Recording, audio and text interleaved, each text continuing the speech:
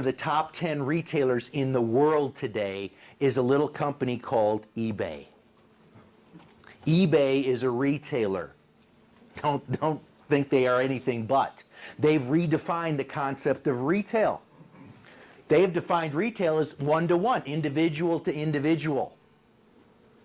90% of all the Harley-Davidson merchandise you see on eBay is coming from Harley-Davidson dealers, but not under their dealership names. The motor company won't allow that.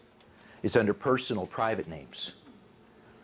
Most of you in this room, I would hope, have eBay accounts, because I hope you're doing clearance merchandise on eBay, because you can often clear your merchandise for a heck of a lot higher return on eBay than you can in your store. And that's what a lot of retailers are learning today. So eBay is, again, one of the top 10, redefining what retail is all about. And they've had huge sales increases over the last 2 or 3 years. Catalogs continue strong.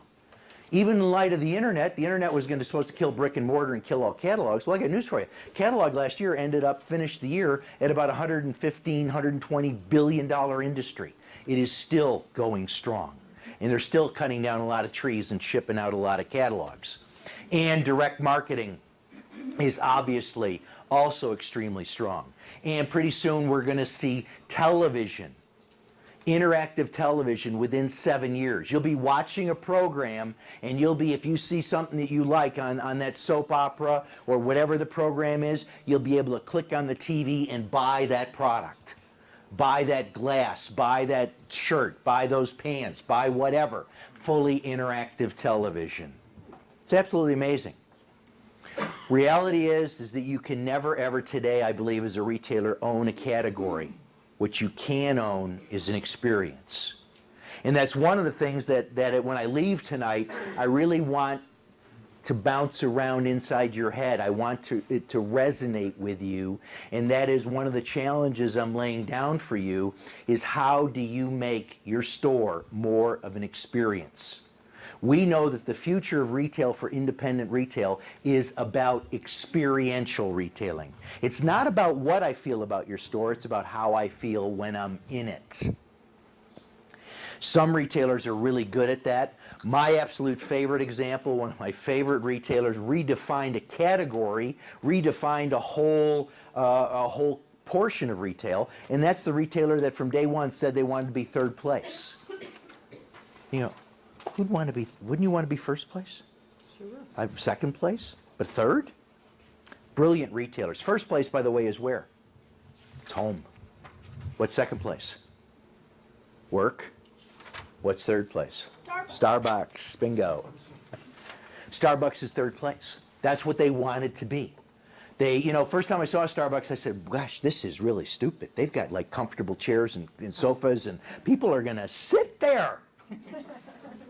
They're going to buy a cup of coffee and just sit there. How stupid is that? Well, until I understood how much the cup of coffee was. We're griping about $3 gas. Do you know what a gallon of Starbucks sells for? Really? Have you ever done that math? It's pretty scary. It's like $18, $19 for a gallon of Starbucks. And you don't even get as far as you do in a car on a gallon of gas. But they're absolutely brilliant at creating. By the way, they also turned coffee into fashion. They took a category. And by the way, every year Starbucks has been open, per capita consumption of coffee in the United States has been declining. It's been declining. And so people aren't buying it, aren't making it at home anymore. Hills Brothers, they're gone out of business, and all those cans of coffee that we used to buy at home, those just don't exist. People are now spending those dollars like 5 to 10 times more than what they used to out at a Starbucks. And I don't know about you, I go in there and I order a medium coffee. People in front of me are ordering like a triple shot soy latte, and I'm going, what the heck is that all about? And they've turned coffee into fashion. And they're making a huge amount of money doing it. And they really showed how important the experience is for the customer, how the customer feels when they are in a Starbucks store. Other great experiential retailers, if you get to Chicago, probably the #1 best experiential retailer from a learning point of view is go see American Girl doll store. But do not go there with the credit card. If you have nieces, daughters, if you know any little girls at all, even casually know them, don't go in there with money, because they will pick you up by the ankles, shake you until all of your money comes out, and then you will be allowed to leave. They have the longest time in a store of any retailer today. In other words, the customer goes in there and they spend 3 to 4 hours in that store. We know there's a huge correlation between the amount of time somebody spends in the store and the amount of money that they spend. And so, strategy for a retailer, keep them longer. Keep them longer. And so then you have to say, how do we do that? Okay, what do I need to do in my store to keep customers, number one, more comfortable, and number two, longer? Well, I got news for you. I was in a number of your stores today, and I won't tell you which ones I was in. And I won't tell you some of the wonderful experiences that I had. I might mention a few of those later, but certainly not by name. But I will tell you one thing generally, two things you need to make human beings comfortable, okay? One of them you're sitting in right now. It's called a chair. That will tend to keep customers kind of in a store a little bit longer if they have some place to park it. And you say, well, I don't want to park in it. Well, they're just going to sit there. Well, yeah, maybe rest up a little bit before they get up and shop some more. And the second thing they really need, and I know you're all going to hate to hear this, is we do have to go to the bathroom every once in a while.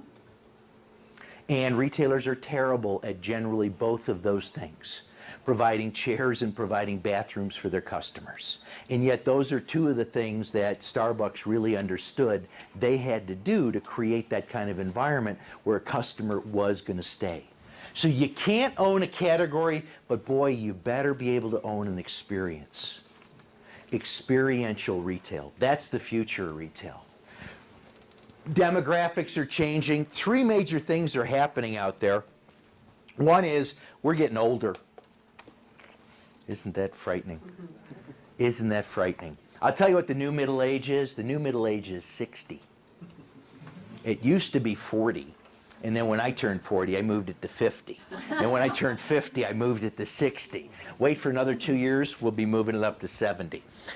So middle age has really changed. And the growth of the Hispanic population in the United States, the legal Hispanic population. I'm not even going to talk about the illegal population, just the legal population. And the increasing importance of Generation Y. We're not even going to talk about Generation X. There's a few Generation Xers in the room right now. By the way, there's three generations. The Boomer generation born between 1944 and 1964.